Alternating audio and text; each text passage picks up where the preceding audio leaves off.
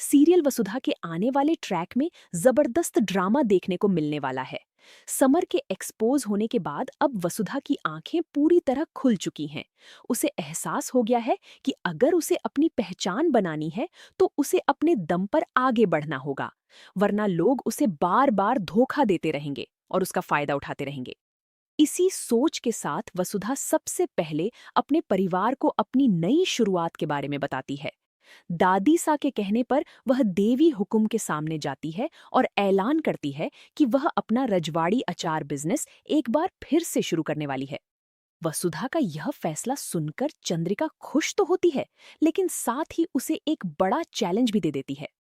चंद्रिका कहती है कि अगर वसुधा 20 दिनों के अंदर 200 अचार की बोतलें बेचकर दिखा दे, तो वह मान जाएगी कि वसुधा एक सफल बिजनेस वुमन बन सकती है।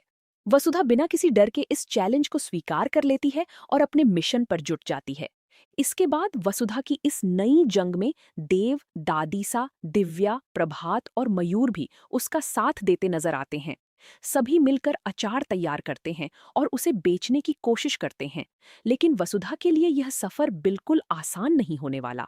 दरअसल पहले से ही उसकी बदनामी मार्केट में फैल चुकी है। ऊपर से एंकर वाले मामले के बाद भी लोग उसके बारे में तरह तरह की बातें कर रहे हैं।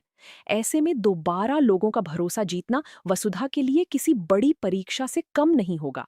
लेकिन अपनी सच्चाई, मेहनत और दिल जीत लेने वाले अंदाज से वसुधा धीरे धीरे लोगों का भरोसा वापस हासिल करती नजर आएगी।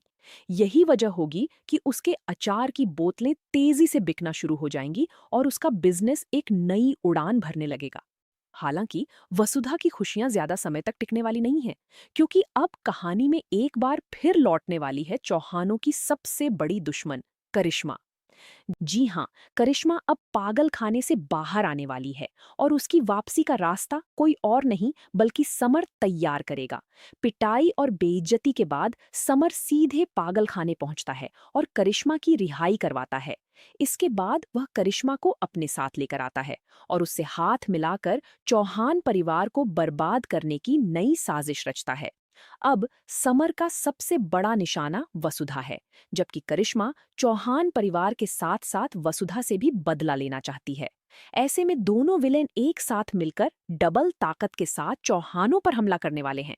अब देखना बेहद दिलचस्प होगा कि वसुधा अपने बिजनेस को कैसे संभालती है और चौहान परिवार समर और करिश्मा की नई चालों से खुद को कैसे बचाता है। आपको क्या लगता है, क्या वसुधा 20 दिनों में 200 अचार की बोतलें बेच पाएगी? अपनी राय कमेंट में जरूर बताइए।